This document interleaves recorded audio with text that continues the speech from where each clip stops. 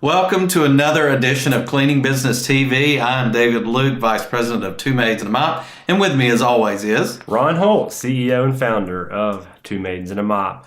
We have got a big one for you today. It's spicy. Woo! It's going to get your emotions flowing. It might even get you a little bit heated up top. This is a hot button topic. Is it Republican, Democrat? Nope. Keep going. Is it the legalization of marijuana? Mm-mm.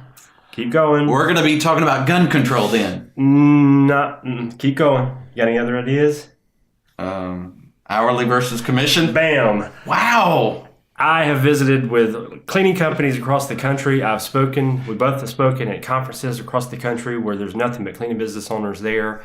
And the one thing that'll get everyone really fired up is hourly versus commission for your employee base, because you're either on this side or that side, unless you're Two Maids and a Mop, because we have been on both sides. That's right. So how do you pay your employees? Again, this is for us, amazing how divisive it is, but it's a very divisive topic that lots of people in our industry struggle with. Should I pay commission and should I pay hourly? So let's just kind of talk about our history, because like I said, we have been inside both of those worlds. Early on, 11 plus years ago, we did pay our employees on an hourly basis. Now, why did we do that? Part of the reason, unfortunately, was because I just didn't know any better. I just thought that's how it was supposed to be done because I worked in a business that paid everybody by the hour, and I just assumed that's how everyone else in the world was doing it. So we paid by the hour, really by default. At the time, did not know how divisive it was going to be at some point. So over the years, it became a bigger problem for us. Early on, it was not a real big deal. Number one, our original location was based out of Pensacola, Florida, and as beautiful as the beaches are there, one thing Pensacola doesn't have is a ton of traffic congestion. So traffic was really not a big issue for us there. The second thing that we had going for us there was I was there every single day, and I was a part of every business practice, and I knew exactly what was going, well, not exactly, but I knew mostly what was going on a daily basis. So if someone was inside a home too long or stuck in traffic or whatever it might be, I had a pretty good handle on the situation. But as we have grown, that became more and more difficult, mainly because not every city is like Pensacola. Some cities like Atlanta, Georgia, have traffic nightmares. So logistics is a big issue when it comes to hourly, because you're going to be paying for that time.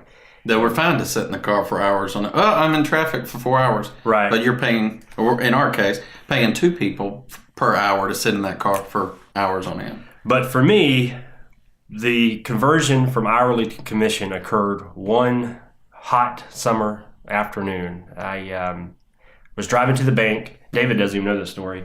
I was driving to the bank, and my beautiful green Ford Ranger that my wife absolutely loved. She always said I looked like an awesome little 16-year-old boy driving that, but she didn't love it, I'm guessing. No, that was sarcasm. She did not like that. I green just didn't truck. know if they were picking. I want to make sure they were picking that up. Dry humor. Yeah. So I'm driving to the bank, and I was very excited because that was a big part of my day, putting money in the bank, because in fact we needed that money in the bank. So I'm driving, not really thinking that much about business, and I notice off to the side in this parking lot, the bank parking lot, there's another truck, and there's feet sticking out both of the side windows, and I'm thinking, man, it's hot. How could those people just be sitting there?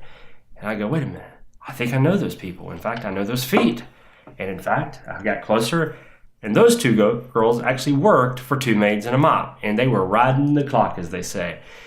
So I pulled over and I said, hey, girls, what's up? And of course, they were shocked, and all they could do was laugh because they were caught and eventually fired. But they were caught, and there wasn't much they could do about it.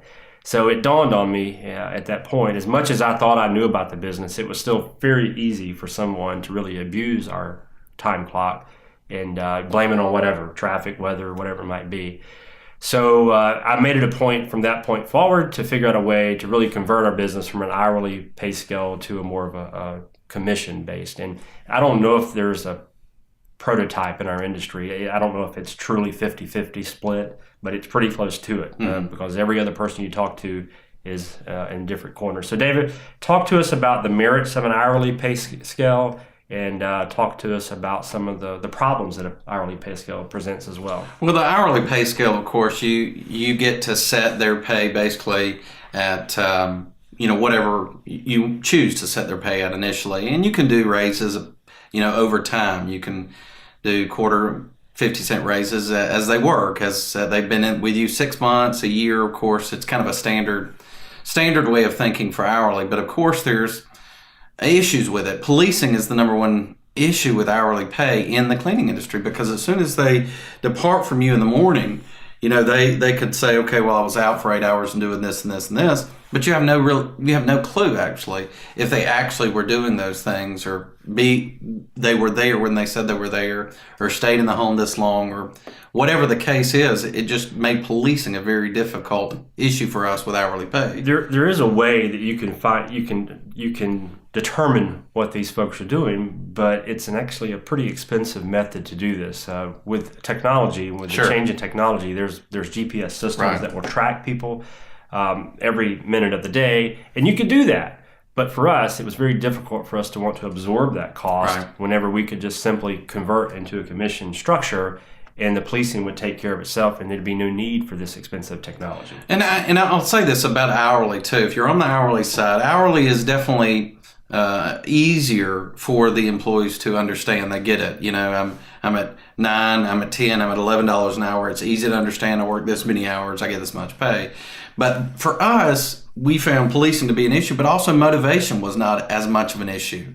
The length of time they stayed in the house, didn't care. The length of time they were in traffic, didn't care. None of that actually mattered to them to actually be more motivated to do a better job, and also to be more efficient. So for us, commission was in reality, it was a no-brainer when Ron came to me and said, we have to figure something else out here, because we have to figure a way to motivate our employees. Of course, we have the industry-leading pay for performance system, and this works very well with a commission-based system and how we do it, because we do pay by commission, and it's just as simple as if we received money from the job, and if you receive money from the job, then you just pay a commission based on that. So hours don't matter as much, right? If they spend an extra hour or two in the house, doesn't matter as much. If they took a longer lunch, guess what? We don't care. Oh, you took 45 minutes? That sounds okay. Really, it doesn't matter, because if they're hanging out in a bank parking lot for a couple hours, there you go. Don't care. Right. They're not getting paid for that time.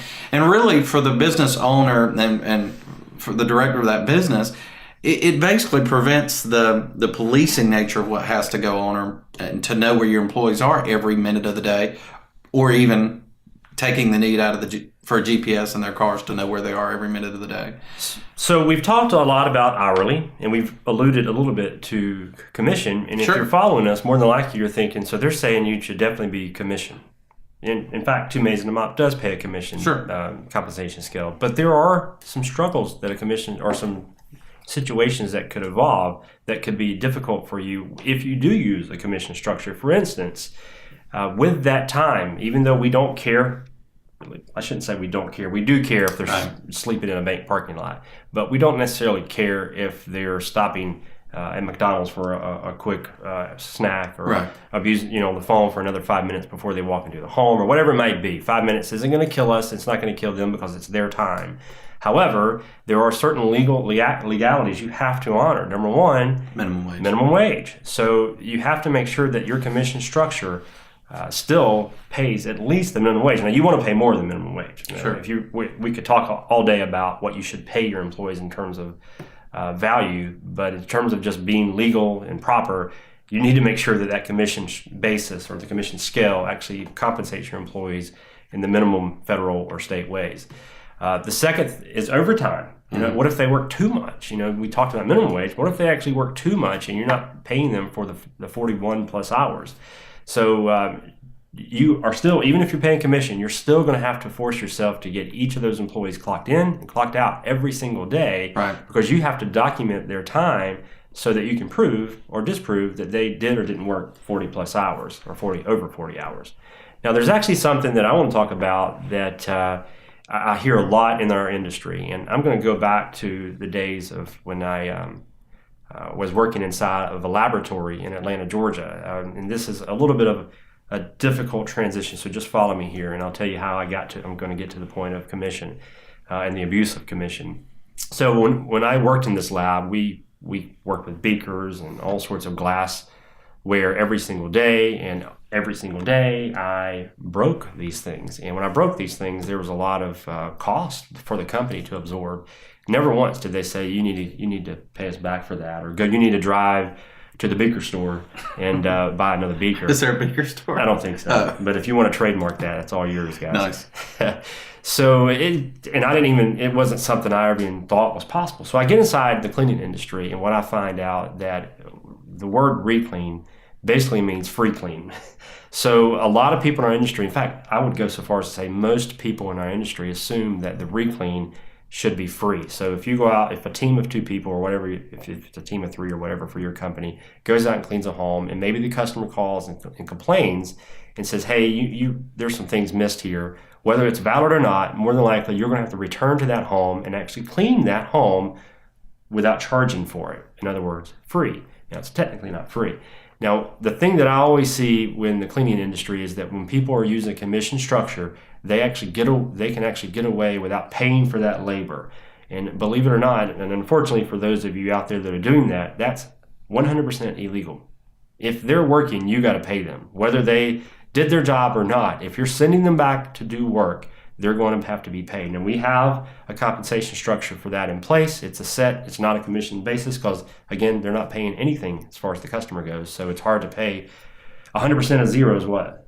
Zero. It's still zero. So we do have to kind of go outside the commission structure in order to pay for that. But it's still very, for one, ethical to pay for that, and then 2, legal. So if you're out there and you're saying, hey, they didn't do a good job, so they should have to, go out there for free.